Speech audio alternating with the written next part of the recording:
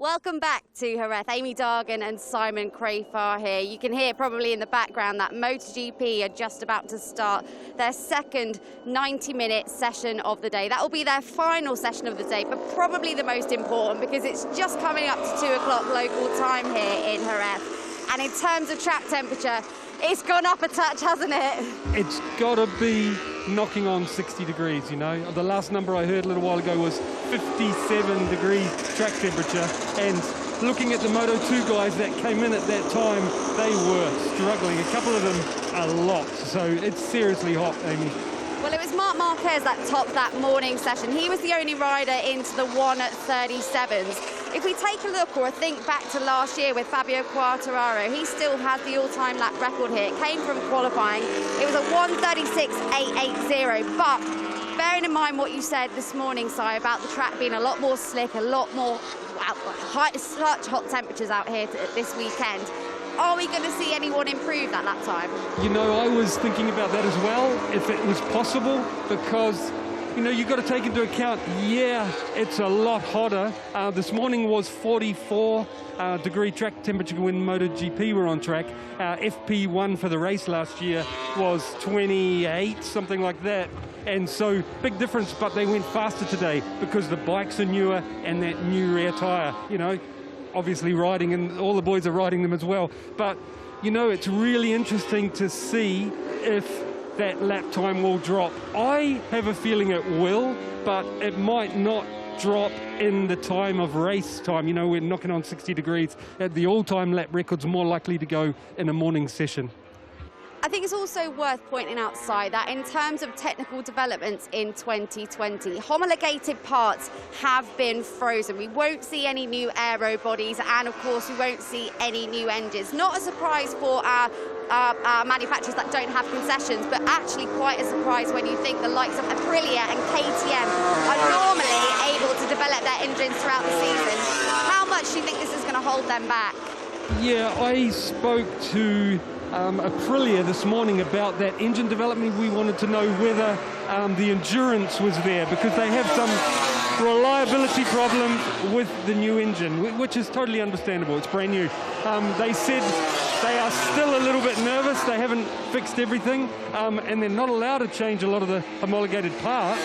So all they can do really is electronics, RPM, fueling, try to keep the thing together. So yeah, it would be easier. The advantage that KTM and Aprilia have at the moment is going into next year. At the moment, the rules say that they're allowed to develop for next year and change it, where the other guys aren't. They're fixed for 2021 as well.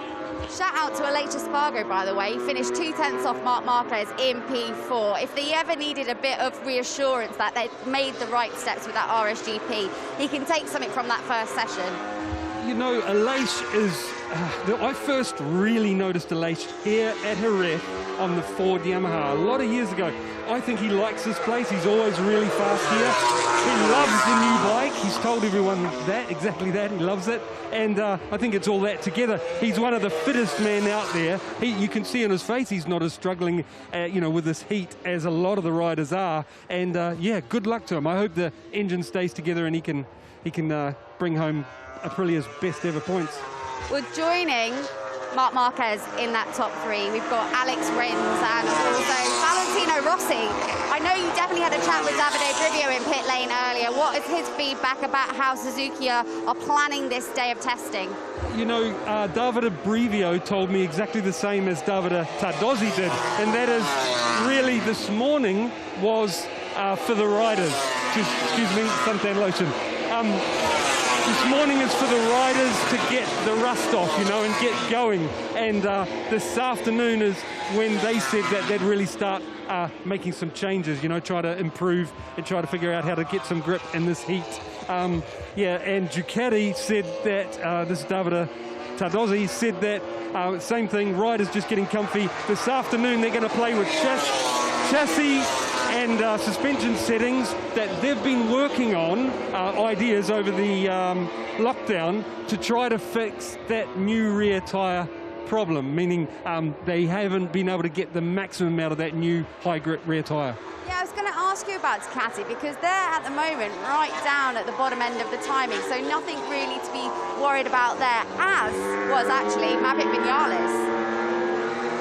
Yes, Dovizioso, it's not really surprising that he was down a bit, you know, considering the broken collarbone, and I doubt whether he'd be throwing everything at it. Yeah, but Tardozzi told me that surprisingly, Andrea felt fine collarbone-wise. He was taking it easy but felt fine, and I think this session that just started now, you're going to see the real Dovi. Yeah, otherwise, the other Duke guys were Jack Miller. He was straight out there. I just thought I'd throw in Jack Miller. I'm curious if the watchers, the listeners, see the same. Jack's come back from lockdown. He looks like, to me, he's a little bit less of the young boy with the fur on his chin. He looks like a bit more of a hard man, and I'm wondering if it's going to translate out on track. And then he went fastest, and for a while. So interesting. I just want to touch back on Maverick Vinales. Maverick Vinales was also down at the bottom rungs of the ladder. What did you manage to have a chat with Yamaha? Was that them focusing on pace or just easing into it? Yeah, I saw Valentino right at the end. Valentino and Rins have a bit of a time attack at the end. Mark was already up there. Valentino, Rins both put tyres in. I saw all the mechanics look at the screen, so they were having a bit of a time attack with what, the bike they'd made comfortable for them. Vinales, I'm not too worried. The Yamaha looks exactly the same, so does the Suzuki, except the Yamaha has a bunch of levers on the left. It looks like you'd need a manual to use the left bar now. It's got an adjuster for the front brake, as always. It's got a thumb brake, it's got the clutch, and it's got a new lever poking up in the air. It looks like a miniature clutch lever, very thin. And I noticed that the start what do you call it? Whole shot device lever. It's kind of always a tap on the side is gone, and I followed the hose, and I reckon it's that new lever on the left bar. Interesting. So that's about the only change that I've seen on the Yamaha and Suzuki. The other thing I noticed from the timing sheets, I thought it was quite reassuring that we saw Cal Crutchlow join Marc Marquez in that top 6. Signs that things have started to really improve overall for both sides of the garage, obviously in LCR as well. I think Carl will be, there's a point to prove. He's got a job to get, and he's obviously a good rider, He's got a good machine. I went to chat with the team. It's so difficult to communicate down there with masks and etc. on. But what I did notice is on Cal's bike, unlike Marquez and the two Marquezes, they use a thumb brake. Cal's got a new, well, I wouldn't say new, but it's a new version of his scooter brake. So he's got a miniature lever that's kind of half the length of the clutch lever that he can grab, I would say, with a the first digit. So yeah, but otherwise, Cal's doing a great job so far, but it's very early. And just quickly, KTM, what's been going on in their box this morning? First thing I noticed about KTM is at the last time we saw all these GP bikes on track is that Pol Espargaro had a new chassis, different than everyone else. And I heard that it was very good. He liked it. He stayed on it. And I saw it get passed around a few of the riders at Qatar. Now, KTM, all of their machines, both in Tech 3 and in the factory team, are all the same. And it's the same as that new one that Pol had. So KTM have been working hard. Thanks so much for the update, Si. I won't hold you here too much longer because I know you want to get back down there in pit lane and see what else you can spot. Make sure you join us back here at 5 o'clock local time for After the Flat. We'll be joined by Steve Day and Matt Burt. And also, it's worth taking a look on MotoGP.com because MotoGP Fantasy has started again. You can create your very own MotoGP Dream Team. So for all the updates on that, head over to MotoGP.com. But we'll see you later on.